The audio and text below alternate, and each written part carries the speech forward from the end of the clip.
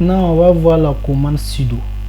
La commande sudo permet d'exécuter des commandes, d'autres commandes en mode administrateur, en mode admin, ou encore en mode super utilisateur. Il y a certaines commandes qui ne vont pas fonctionner si vous n'êtes pas en mode administrateur. Pour résoudre ce problème, vous faites la commande sudo et la commande que vous voulez taper, par exemple un ls. Bon, ls ça c'est juste un exemple. Sinon on peut exécuter ls sans sudo. Maintenant, si vous faites sudo une commande, il va vous demander le mot de passe, votre mot de passe.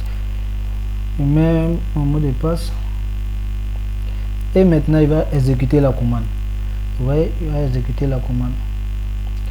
Ok, si vous ne voulez pas faire ça chaque fois que vous voulez exécuter une commande, vous pouvez passer aussi en mode super utilisateur.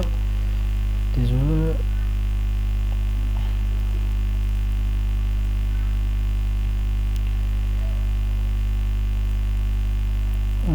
Avec la commande sudo sur. Normalement, comme j'ai une fois fait la commande, c'est pour ça il n'a pas demandé le mot de passe. Sinon, il devait demander le mot de passe. Quand je tape le mot de passe maintenant, vous voyez que ici ça a changé en dollar. Maintenant c'est devenu JS. JS là, ça c'est du hyper utilisateur, et puis le dollar c'est utilisateur simple. Ok, on va voir une commande très intéressante.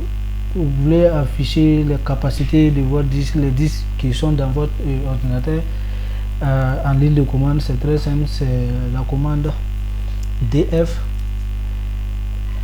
Ça affiche la liste des partitions et les capacités utilisées disponibles, mais il a affiché ça en octet, non. Maintenant, si vous voulez afficher en méga, vous pouvez ajouter l'option M, df option M. Vous voyez, il a affiché ça en mots. Voilà. Alors, la commande aussi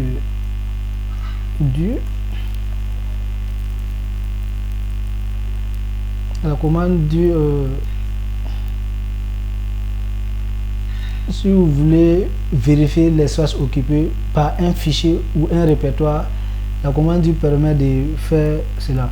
Par exemple, on prend, il a affiché ici tous les dossiers avec la capacité qu'ils ont occupé dans le disque. Voilà, on va faire inclure. Ensuite, on va voir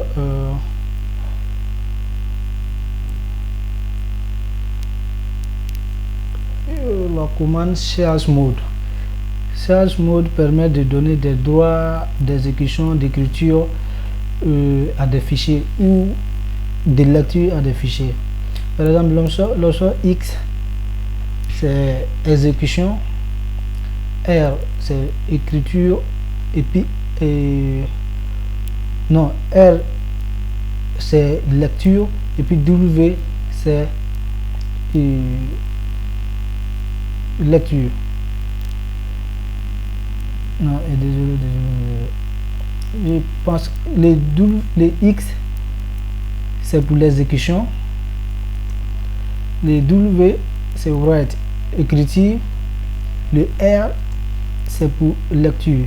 Maintenant, pour donner par exemple le droit d'exécution à un fichier, vous mettez chmod et plus X et vous mettez le nom du fichier. Par exemple, ici on va mettre mon fichier. Bon, ça c'est juste un fichier texte. Supposons que vous avez installé un programme, mais quand vous exécutez, il dit permission Denise. Ça veut dire que vous n'avez pas la permission d'exécuter ce fichier là sur le système. Pour ce faire, vous tapez la commande chmod plus X et le nom du fichier. Voilà. Ensuite, on a la commande shown qui est là. Shown. La commande shown permet de changer de propriétaire, de donner les droits de propriétaire à un utilisateur sur un fichier. Par exemple, si on prend les